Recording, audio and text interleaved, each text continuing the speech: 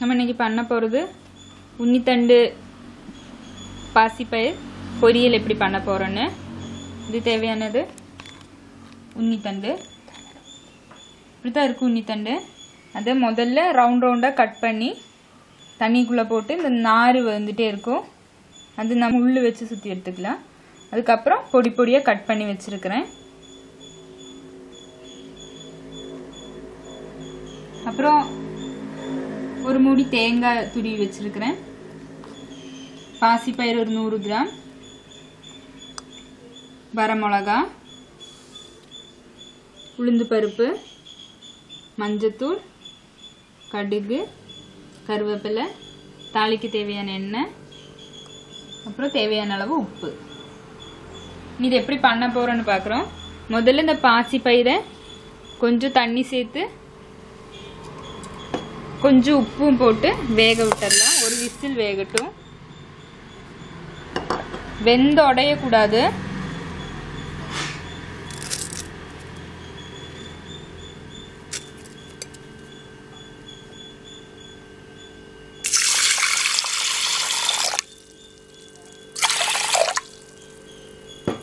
நல்லா வேகட்டும்.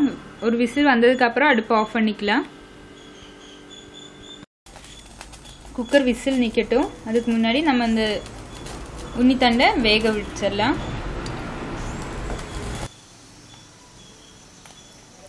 கடுகு போட்டுருச்சு.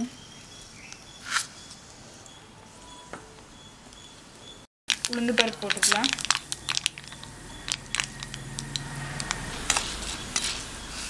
வரமிளகாய் எதிர்த்து சேர்த்துக்கலாம்.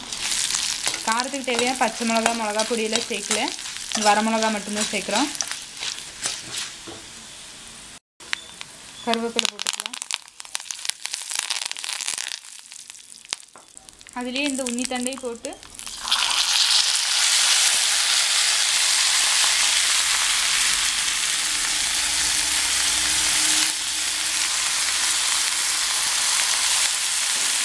நல்லா மிக்ஸ் பண்ணிக்கலாம்.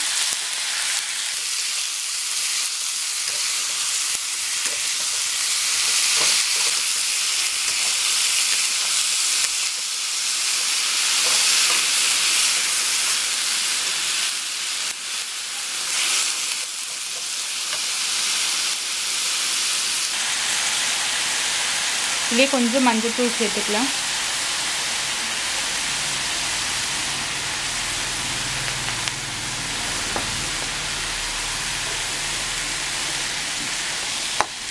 இதுலேயே கொஞ்சம் தண்ணி சேர்த்து மூடி வச்சுக்கலாம்.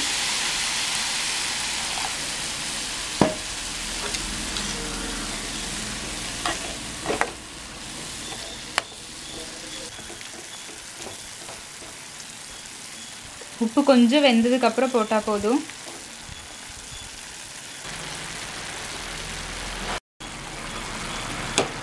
மூடி வச்சுக்கலாம். பாதி வெந்தாச்சு. நம்ம இந்த இதில் இந்த சிறுபயிறு பாசிப்பயிரை சேர்த்துக்கலாம்.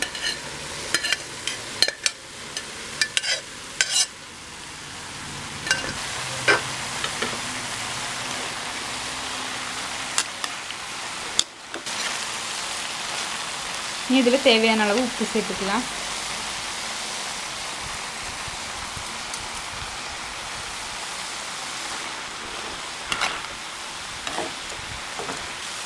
கொஞ்சம் தண்ணி வற்றதுக்கப்புறம் நம்ம இதில் தேங்காய் சேர்த்துக்கலாம்.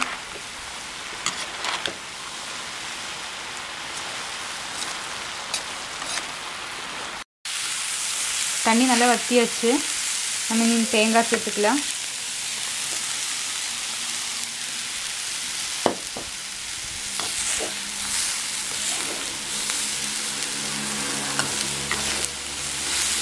நல்லா மிக்ஸ் பண்ணிவிட்டு அடுப்பு ஆஃப் பண்ணிக்கலாம்.